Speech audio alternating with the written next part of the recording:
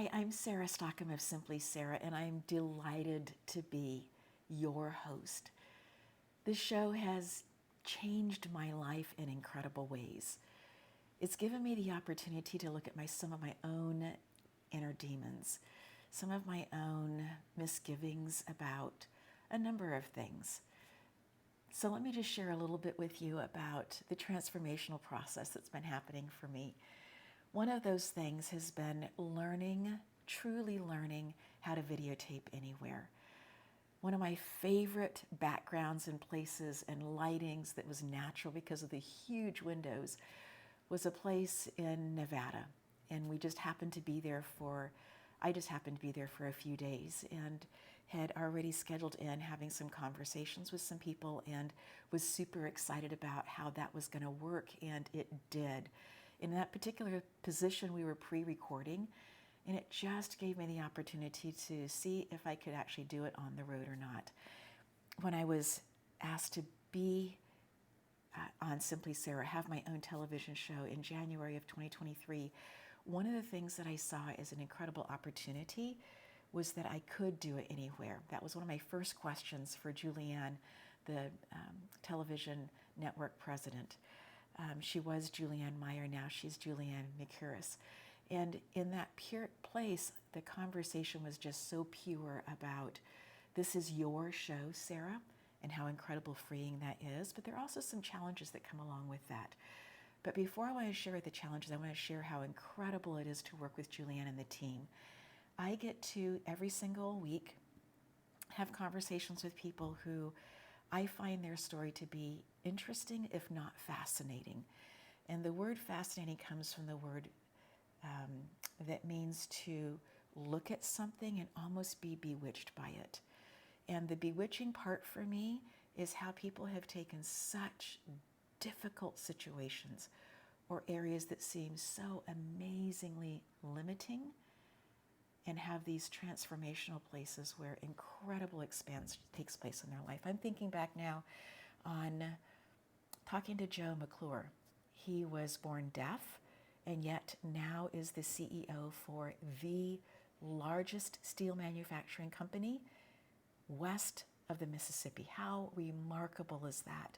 To take something that, at least in my mind, feels limiting and to watch him live this absolutely expansive life.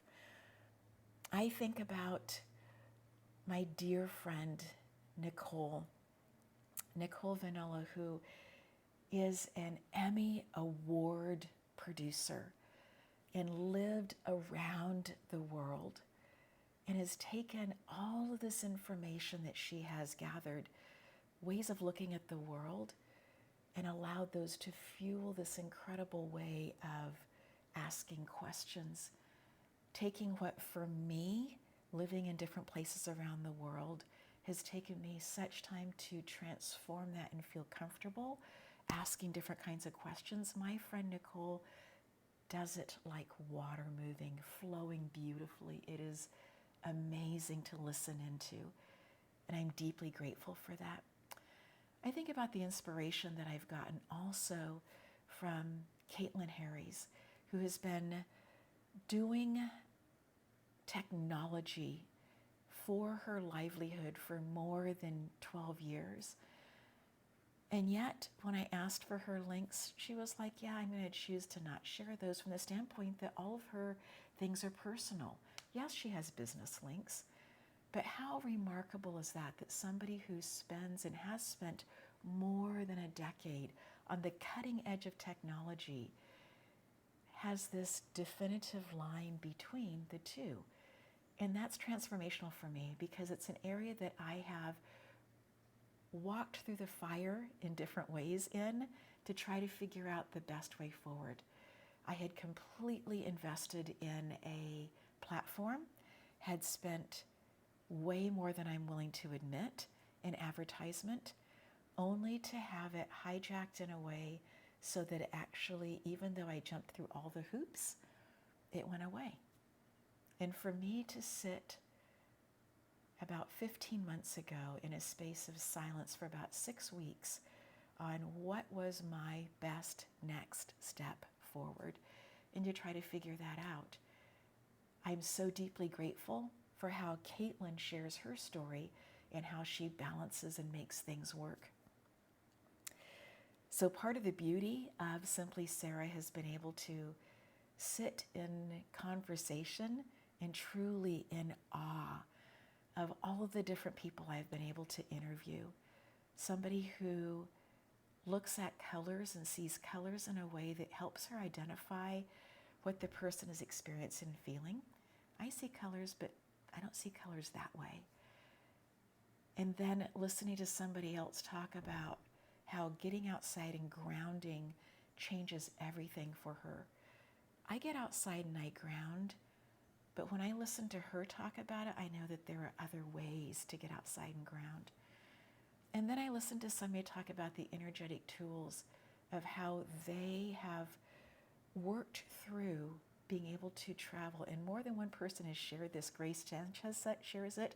Trinda Best also shares it about traveling and how they travel often and pack their suitcases for success, dress for success, know that they are moving, going to people that they love. So therefore, no matter what happens in the travel process, it's just part of the journey because their hearts are open and full, because they are moving forward and going to some place to see people that they love.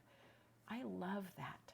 Okay, so it's time for me, I can feel, to talk also about some of the challenges. Some of those challenges have truly been finding the right lighting to be able to carry, finding the mic setup. And yes, I have those things and they are professional. Figuring out when and how I need to move them if I'm going to travel is part of the learning curve still for me. And then there is this point of understanding that the audio is more important than the visual. That was a learning curve for me. People will stay, the audience will stay and listen longer if the audio is good and the picture is a little bit So thank you for helping me learn that and understand that. I recently invested in a fabulous microphone system that I'm really, really, really pleased about because it's going to help me just fly over some of those challenges. There are times and places, and I'm going to go to one later today to do some recording, that may have some background noise that I'm not so fond of, and yet I love the background and there are things to be shared there. And so I'm super excited about that. The other thing that I'm on a learning curve with right now, and technology is a learning curve for me, and I know it is for everybody, but I am learning to sit with the technology and have a conversation with it as I'm opening up the new package, as I'm listening to the videos, to the tutorials, to going to find places where the tutorials make more sense for me and how I learn, and to be okay with that process, and to know that I may listen to a segment 6 or 8 times and still not get it because they are folding up something so quickly and they're not explaining it. And for me to go, that's the point that I really need, is to know how to fold that up. Those kinds of things are things that I find challenging. And yet, in my spiritual life, I have learned to see things that feel hard or challenging or toxic. I have learned over the last few years how to surround that in light, how to see good things happening, even though in that space it may feel like things are very, very tight. If I can do that there, why can't I do that when I'm unpackaging something that may take me a while to figure out? So today I have this really, really cool setup that I have completely turned off, and I'm just using it as the side as I am literally have my phone, chair on a table, suitcase on chair, and then this really cool thing standing up and using it just to put the phone next to it, to stand up, because it won't stay in the mode that I want it to, and that's okay. 6 weeks from now, I will have figured it out, or not, and that's okay as well. So some of the challenges for me have been the technology piece, figuring that piece of it out. I will also say that as we relocated, I had this in my mind about how easy it would be to create a studio inside of our new place. And that has been a challenge. It's been a challenge in terms of the lighting of it. It's been a challenge in terms of the sound. And I think that I am close to figuring that part of it out pretty easily. Another challenge for me has been getting over myself. There are times where I have been intense for no reason at all, at least not for a reason that's worthy of showing up on a camera intense. And usually, yes, it's had to do with technology and or lighting, and that I'm feeling that it's not the level that I want it to be. And yet, what I'm here to share with you is that if you happen to go onto Facebook Live or onto @SarahStock on YouTube, and you see that just a few people have watched the show from there, please know that the vast majority, the thousands of people, thousands, who are watching each and every episode, those numbers are hidden behind the scene inside of the platform that we use. So I want to celebrate you coming on and watching and sharing this with other people. I am so, so, so grateful for you that you are also finding inspiration and encouragement and energetic tools unlocking in your life as a result of this as well. So in this process of sharing a few of the challenges with you, I also share these things that I'm super, super excited about. During the shutdown, I had the opportunity through a different organization to be interviewing some people. We brought in camera crews, we paid them. It was a very exciting experience. We sat outside more than 6 feet apart. Really a great learning curve and fabulous experience. And it was inside of that I understood that at some point I would be having more conversations with people and that it would look different. And I just didn't know what that was going to look like. And I was okay with that. That was for that season. And I knew that when things opened back up and I needed to be back in person in the classroom, that was really where my focus needed to be. And as I have come through the last few years, there have been things that have propelled me out of the classroom. And I think at some point I'll be able to share more of that story. I'm still percolating on it. And as I was in the space of knowing, spirit being crystal clear, absolutely clear, that it was time for me to say thank you with a deeply grateful heart for the 2 different school districts that I had worked with, for all of the truly tens of thousands of students that I had worked with as well.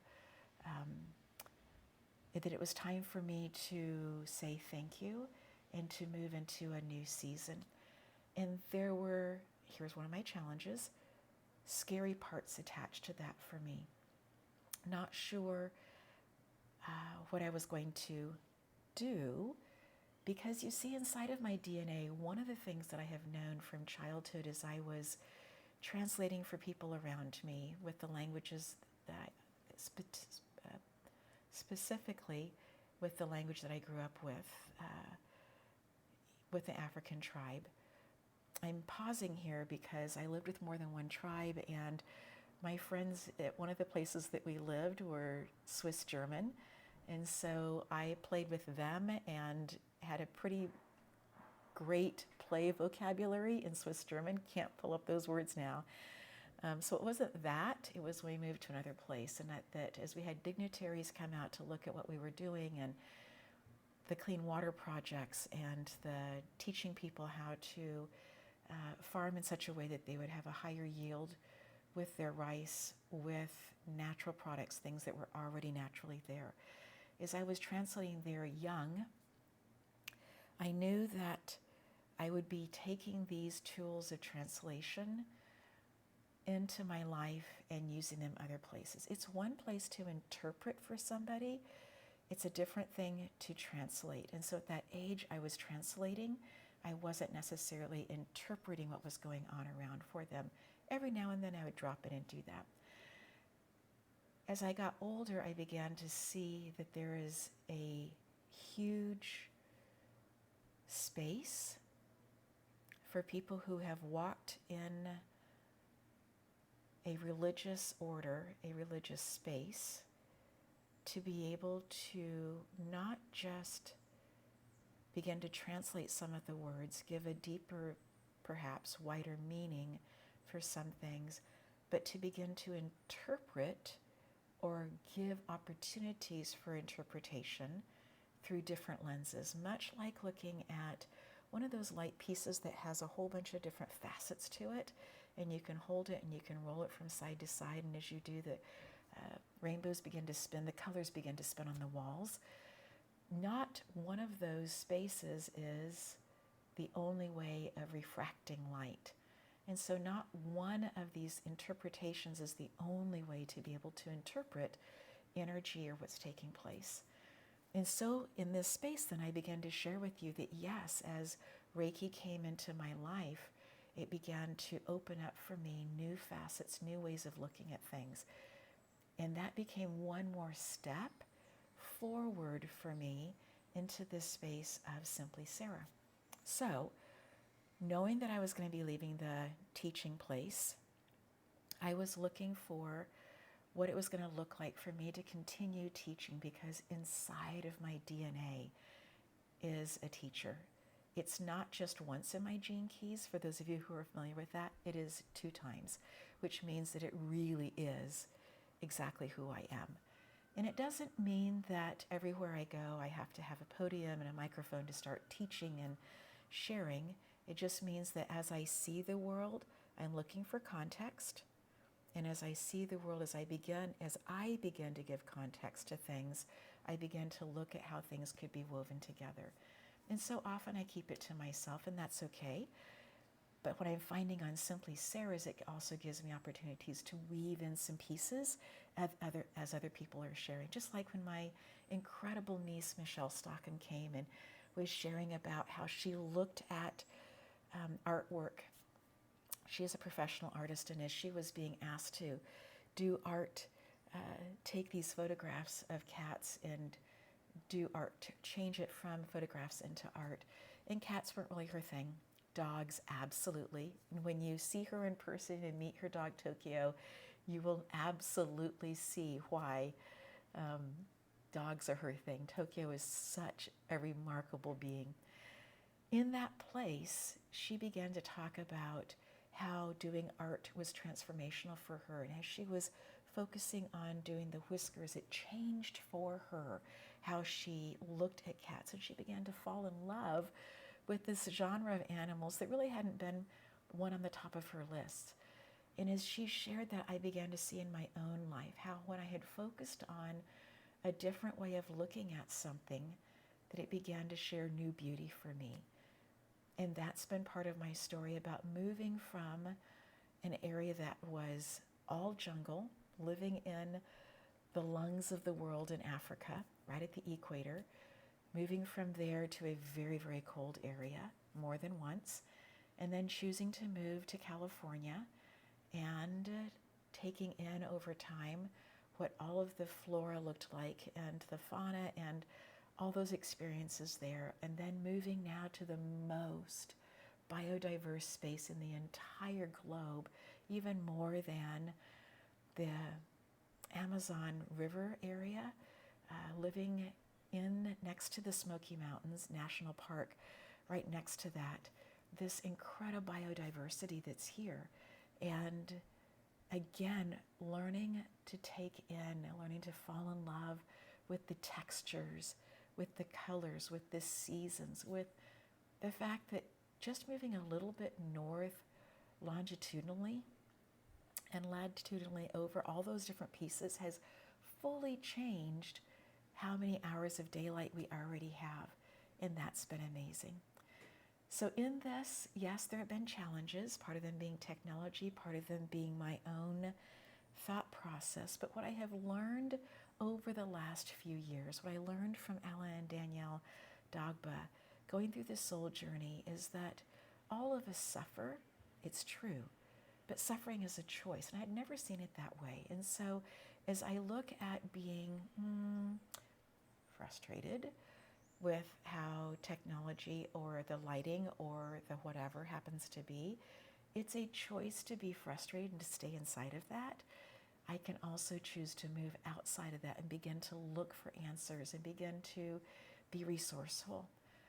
So I think of Simply Sarah as a place of people, yes, being able to come and share their stories, but I also think of it as a resource for you as I am talking with people and asking them questions and finding out how they have moved through different things in their own life. That inside of that are these deep tools, these spaces of resources. That idea that Heather Nicholson shared, that nothing is external, everything is internal, and nothing is external. And so coming from those spaces of realizing that and seeing that and embracing life fresh and anew. I'm so excited that you are here for this journey, in this journey. And I'm super excited about how Simply Sarah is continuing to grow, is impacting lives for better. And I'm so grateful that you are here.